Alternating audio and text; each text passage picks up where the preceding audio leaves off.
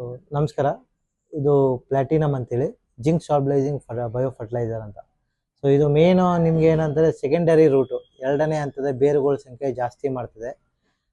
ಯಾವಾಗ ಎರಡನೇ ಹಂತದ ಬೇರು ಸಂಖ್ಯೆ ಜಾಸ್ತಿ ಆಗ್ತದೆ, ನಿಮಗೆ ನ್ಯಾಚುರಲ್ ಆಗಿ ನೈಟ್ರೋಜನು, ಫಾಸ್ಫರಸ್ಸು, ಪೊಟ್ಯಾಶು ಎಲ್ಲನೂ ಸಹ ನಿಮಗೆ ಅಪ್ಟೇಕ್ ಆಗೋಕ್ಕೆ ಶುರು ಆಗ್ತದೆ.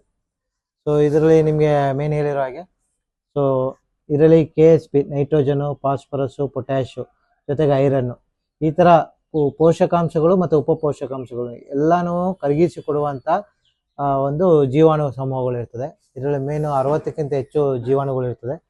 ಮತ್ತು ಇದೆಲ್ಲನೂ ಸಹ ನಿಮಗೆ ಸರ್ಟಿಫೈಡ್ ನೌಕಾ ಸರ್ಟಿಫೈಡ್ ಪ್ರಾಡಕ್ಟ್ ಆಗಿರ್ತದೆ.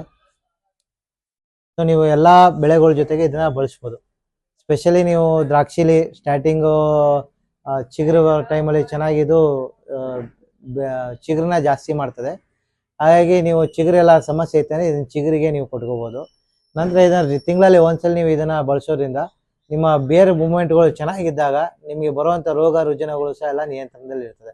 ಮತ್ತು ಗಿಡಕ್ಕೆ ಸರ್ವತೋಮುಖ ಆಹಾರನ ಒದಗಿಸ್ಕೊಡೋದ್ರಿಂದ ಜೊತೆಗೆ ಅದ್ರ ಜೊತೆಗೇನೆ ಇದರಲ್ಲಿ ಬಿಳಿ ಬೇರುಗಳ ಸಂಖ್ಯೆ ಜೊತೆಗೇನೆ ನಿಮ್ಗೆ ಎರೆಹುಳಗಳ ಸಂಖ್ಯೆನೂ ಜಾಸ್ತಿ ಆಗ್ತಾ ಹೋಗ್ತದೆ ಮಣ್ಣಲ್ಲಿ.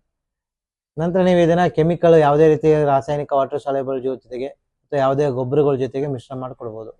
ನೀವು ಮೇಜಲ್ಲಿ ನೀವು ಈ ಪ್ರಾಡಕ್ಟ್ನ ಕೊಡೋದ್ರಿಂದ ಯೂರಿಯಾ ಜೊತೆಗೆ ಅಥವಾ ಯಾವುದಾರ ಕೆಮಿಕಲ್ ಗೊಬ್ಬರಗಳ ಜೊತೆಗೆ, ಆಗ ಅದರ ಕೆಲಸ ನಿಮಗೆ 2 ರಿಂದ 2.5-3 ತಿಂಗಳ ಗಂಟೆ ಮಾಡಿಸೋದ್ರಿಂದ ಇಳುವರಿನೂ ಸಹ ಹೆಚ್ಚಾಗ್ತಾ ಹೋಗ್ತದೆ. ಮತ್ತು ಇದರಲ್ಲಿ ಎಸಿಟೋಬ್ಯಾಕ್ಟರ್ ಅಂತ ಒಂದು ಬ್ಯಾಕ್ಟೀರಿಯಾನೂ ಸಹ ಇರೋದ್ರಿಂದ ನಿಮಗೆ ಶುಗರ್ ಲೆವೆಲ್ ಸಹ ಹೆಚ್ಚಿಗೆ ಆಗ್ತಾ ಹೋಗ್ತದೆ.